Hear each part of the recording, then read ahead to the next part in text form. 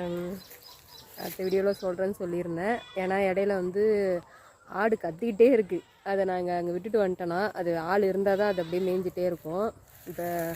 இப்போ டெய்லி வந்துட்டு போகிறதுனால ஆடையும் மாடையும் இங்கே எடுத்துகிட்டு வந்து காலையிலே கட்டிட்டு ஒரு 2-3 டைம் வந்து பார்த்துட்டு போகிறோம். இப்போ ஈவினிங் ஆயிடுச்சு. அதனால் இன்றைக்கி விட்டுட்டு போகிறதுக்கு வந்துட்டேன்.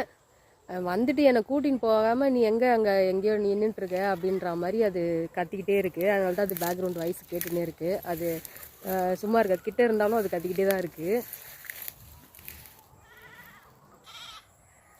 காயெலாம் நல்லா திரண்டு நல்லா பெருசாகவே வந்திருக்கு.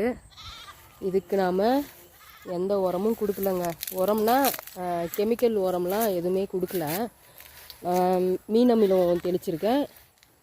அதுக்கப்புறம் வந்து ஒரு புள்ளியாக ஒன்று வருது. அதுக்கு வந்து வேப்பெண்ணெய் கற்பூர கரைசல்னு சொல்லிட்டு யூடியூப்பில் தான் பார்த்தேன்.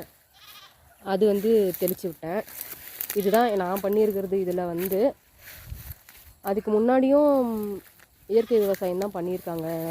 இப்போது இது வந்து முந்தானத்து பறிச்சுட்டு விட்டுருக்கோம். அதுக்குள்ளே காயெல்லாம் கலராக வந்துருச்சு. இப்போ நாளைக்கு தான் பறிச்சுட்டு எடுத்துகிட்டு போனோம்.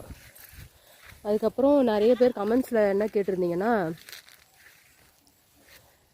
நீங்கள் எந்த ஊர் அப்படின்னு சொல்லிட்டு கேட்டிருந்தீங்க. நெக்ஸ்ட் வீடியோவில் சொல்கிறேன். எனக்கும் கொஞ்சம் கோல்டாக இருக்குது, அதனால தான் வாய்ஸ் அந்த மாதிரி இருக்குது.